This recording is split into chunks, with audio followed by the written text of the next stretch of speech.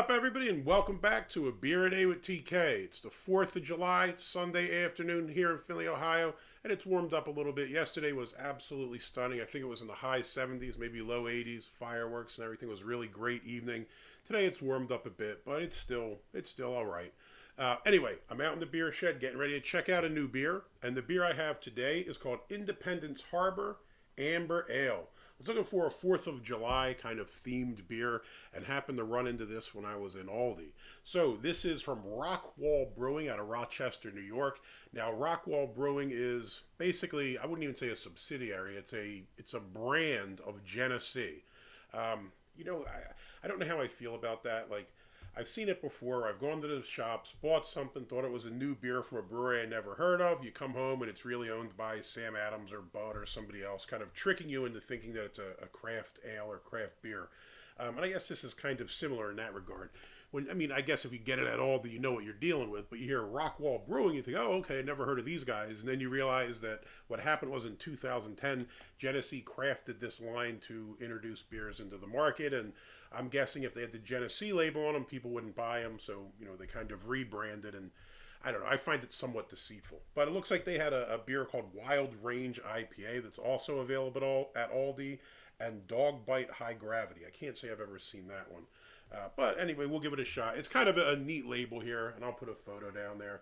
So it's, down here on the bottom it says, forget the tea, drink the ale. So reference to the Boston Tea Party, and it shows you some patriotic guy climbing up the mast of a ship here. Kind of has a nice, 4th of July theme to it, I guess. Now, I don't think this is out for the 4th of July. I believe I've seen this at Aldi before in the past, but I don't know. It's the first time I actually pulled the trigger and picked it up.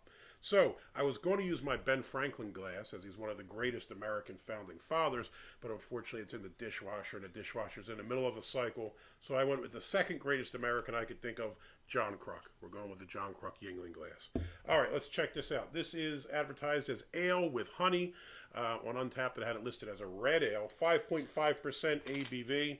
Not much of a hiss when I did the twist-off cap there. Ratings-wise, it does okay. On Untapped, it had a 3.33 with 8,000 check-ins. Beer Advocate, a 3.17, which isn't too bad for beer of this style.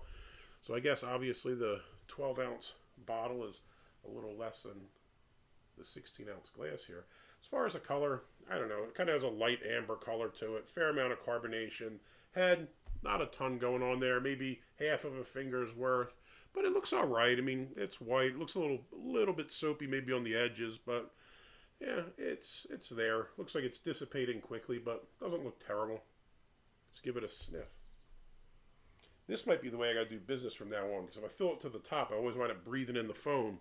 If I use a glass that's larger, I avoid that problem. Light malt, a little bit of sweetness. Kind of get to pick up a little bit of honey sweetness. That's about it. Smells okay. Let's give it a shot. Cheers.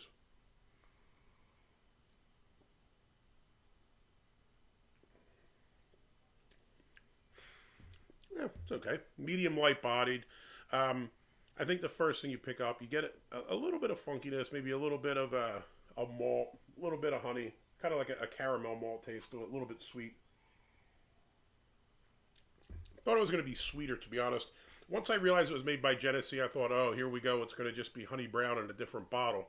And it definitely does have a honey brown vibe to it. Now, the one difference is I think honey brown is considerably sweeter than this, but it does have a similar taste, almost like a watered down honey brown. If you can imagine that, but